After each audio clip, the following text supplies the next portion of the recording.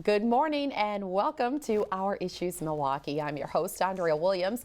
Our focus this morning deals with race relations and racial injustice. We've discussed many times on this show how segregation plays a role in Milwaukee's social justice ailments, and we've also talked about the importance of breaking down problematic issues around racial relations. My first guest recently made the news when their church, located in the suburb of Brookfield, displayed support for the Black Lives Matter movement. Their goal was to spark conversation about racial injustice and racial relations in our city and surrounding areas. Reverend Suzelle Lynch is the senior minister at Unitarian Universalist Church West, and Reverend Amy Shaw is the minister for Lake Country Unitarian Universalist Church in Heartland. Good morning. Good morning. Good morning. Thank you so much for being here. And let's start off getting a better understanding of Unitarian Universalist faith. Unitarian Universalism is a faith that has Christian roots and multi-faith branches. It's a faith that is focused on living our values in the world, which is why we try to do so much social justice work. Okay. And it's a faith where people have a lot of freedom around what they believe. It's less about right belief than it is about living your values. Okay, and both of you would say that your congregation is mostly white. Yes, so, majority white. Yeah, so I guess most people would wonder, out of all causes, why would you choose Black Lives Matter? Because it is the civil rights movement of our time. It is, here in Milwaukee, I mean, the disparities are huge. And for us to sit by when people are suffering and struggling with systematic racism in all areas of life, that's not who we are. We can't just sit there. We have to step up and get involved. I love that attitude, and I found it particularly interesting because so many people misunderstand what the Black Lives Matter movement is all about. So hashtag Black Lives Matter was actually created in 2012 after 17-year-old Trayvon Martin's murder, and George Zimmerman was acquitted. It's rooted in the experience of Black people in this country who actively resist dehumanization. Black Lives Matter is a call to action and a response to the anti-Black racism that permeates our society. And what it is not is an insinuation that the lives of others don't matter. It simply means that Black lives matter too. So you've both put it out there that you care about all lives, and that's why this movement is important to you. So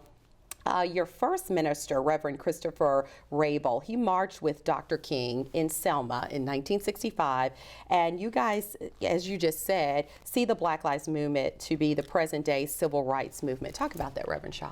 Yeah, I think it absolutely is, and one of the pieces that we're trying to bring to that is if white people don't talk to white people, who's going to? If we're afraid to say, we have to destroy white fragility, we have to step away from being so afraid to hear Black people matter, Black lives matter. That doesn't mean everybody else matters less. Right. And if we can't say that everybody matters now at this turning point, we're never going to say it. Very important point. And if we can't help people understand that racism affects us all, that if one person is struggling with oppression, it takes down the whole network of humanity. If people can't get that, so part of our work is to help folks understand racism. You know, they think it means personal prejudice, and they think, well, I'm not racist, but that's not how it works. You know, we're talking about generations and systems that have accrued power. It doesn't matter whether I think I'm racist or not. Racism is there, and it takes all of us working together to start to dismantle it and create a true equal playing field for everybody. Wow. A couple of weeks ago, members of your congregation could be seen holding signs that read Black Lives Matter and Love Wins. And was that around 130th and North Avenue? Right, yeah. Okay, that's so where UU Church West I is. have to know, what was the response that you got? Well, we had about 70 adults, kids, and teenagers standing along the road after each one of our 2 morning services there. People, you know, in their 80s and, you know, 5- and 6-year-old kids and everybody in between. And so we had a lot of honks of support, thumbs up, thumbs down, people giving us a less friendly hand gesture or two. Didn't involve the thumb at all. Okay. No thumb. Alternate gesturing. Wow. Alternate gestures, yeah. The woman who cracked me up was the one who went like this as she drove by. Like, Oh, wow. what does that mean? You know? Wow. So it was interesting. A guy rolled down his window and yelled, "Boo!" So, you know, people are in different places. They are. They think they think Black Lives Matter means something that it doesn't mean. A lot of times, and I mean, and I think that, and I'll go on the record saying this, that I think that Milwaukee County Sheriff David Clark unfortunately helps perpetuate the misunderstanding of Black Lives Matter, because he makes it almost sound as if it's against cops or that police lives don't matter, and we've clearly, and I mean, it's spelled out by the people who came up with the movement what it really means. Yeah. So it's sad that there can't be clarity where people can all be on the same page. But like you said, people are in different places, and that's why I have you here today. So hopefully somebody maybe at home watching didn't understand before, but has a better understanding once this conversation is over. And I think it takes really brave individuals to do what you're doing. I read that there were members of law enforcement, alderman from Wauwatosa, and Brookfield's mayor sent his verbal support to your movement. So would you say that this has been a step in the right direction? I think so. Yeah, none of the mayors. My congregation draws from Brookfield, Wauwatosa, Milwaukee, Menominee Falls, New Berlin, a lot of the western suburbs out there. And so we invited all the mayors, including the village manager of Elm Grove, which is right in our backyard, and all the alder people and the village trustees. We had 2 Wauwatosa aldermen come, and all of the mayors and village managers expressed their regrets. And then Mayor Stephen Ponto, who's the mayor of Brookfield, he and I have done work together in the interfaith community with the Brookfield and Elm Grove Interfaith Network, specifically around when the Muslim community was establishing the mosque in Brookfield and was encountering resistance. My congregation stood up to try to help folks understand why we needed to have a mosque in Brookfield and that it wasn't a bad thing. And so Mayor Ponto knows us, and he said he trusts our motivation, which I think for him was, I think that was a risk for him, and I appreciate that. Yeah. But it's because we work together on other issues of importance in the interfaith community. Now, Reverend Shaw, your church is located in Heartland. Yeah. So other Unitarian Universalist churches have had similar banners vandalized in recent months. Yeah. What are your thoughts when you see this type of hatred or misunderstanding? So we went through 2 banners ourselves, both of which were slashed. Wow. Our first one made it for 7 months until the anniversary of Dontre Hamilton's death. And that night, someone cut out the word black. And they took the time to bring a heavy object from home to slash it with. This was not somebody just ripping a fragile banner. So they thought about it. They is what thought you're about saying. this. They brought something from home to cut it with. And so we replaced it at the cost of several $100s. We got another one, and they waited a month and did it again. So there's a lot of misunderstanding, a lot of anger. I actually had a gentleman come over and very politely introduce himself and say, "How dare you have this in our community?" And I said, "How dare I not? How could I be a minister and say to any person out there that your life is worth less?" And he couldn't understand that. And I even tried to say, okay, think about it like a fireman. This house is on fire. I need to spray it with water. And you're yelling, all houses matter. Spray that one over there instead. You know, we have to focus where the fire is right now. But I will give Waukesha County Sheriff's Department was amazing. Because of where we're located, they handle our incidents. And they were amazingly responsive, and I had some great conversations with the officers. And they absolutely understood this is not an anti-police movement. This is an anti-brutality issue. Right. This is a human rights issue. And I applaud all the good officers who are standing up with all of us and saying, Black Lives Matter. Yeah. Right.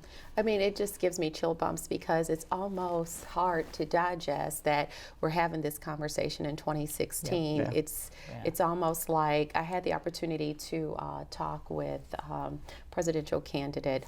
presidential hopeful Hillary Clinton, and I told her sometimes I watch television and I feel like somebody turned the clock back 50 years Right. or to a time where I didn't even exist, and I kind of get a feel of how that possibly could have felt. So it's not a good thing for our country to feel like we're moving backwards. This year at our Martin Luther King celebration, one of the things I did was create a video for my congregation with pictures from the civil rights struggle in the 60s and today, and ask them, you tell me which one is which, and no one could do it. Wow. Isn't it something? Enough said. And you know, talking about 50 years ago, I spent some of my growing up time in Flint, Michigan. And at the time that I was there, my mom and other members of her Unitarian Universalist church formed a watch group to help black families that were moving into white neighborhoods not get their homes vandalized or crosses burned on their lawns. So here I am, a little kid, and my mom is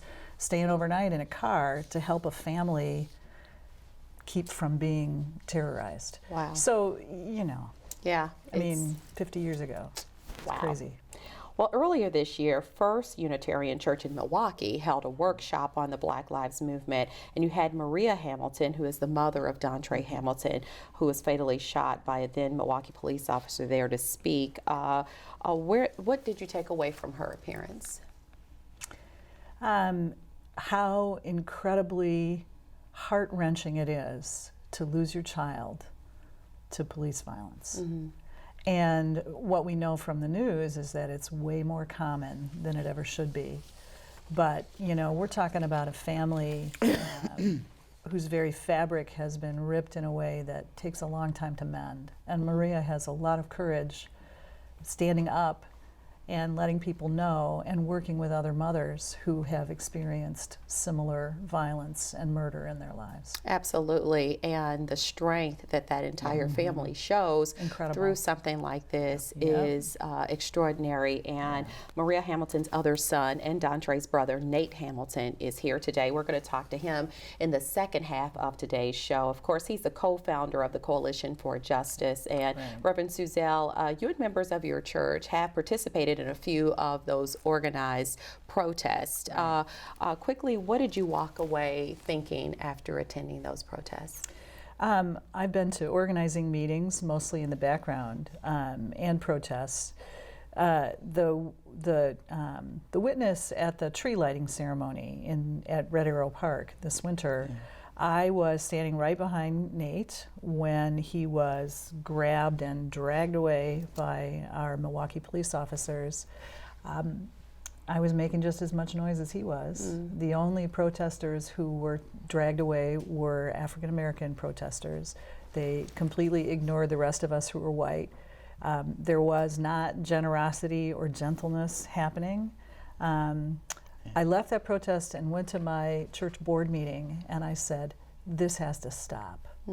I was right there, and we know this stuff happens. But when you're right there, And you witnessed it for yourself is something different. and my board said, okay, we need to get the congregation behind this, and that's been what we did. So here we are. Right. I thank you both so much for being here. And like I said, it takes a special kind of people to take on a cause like this and truly make that commitment to make a difference. So thank you both, and continued success, and may God bless you. Thank you. For more information on the Unitarian Universalist Church, you can log on to uucw.org. Reverend Suzelle Lynch is the senior minister at Unitarian Universalist Church West, and Reverend Amy Shaw is the minister for Lake Country Unitarian Universalist Church in Heartland. When we return to Our Issues Milwaukee, we'll catch up with Nate Hamilton, who's the co-founder of the Coalition for Justice. We'll discuss the second anniversary of his brother Dontre's tragic death and a whole lot more. We'll be right back.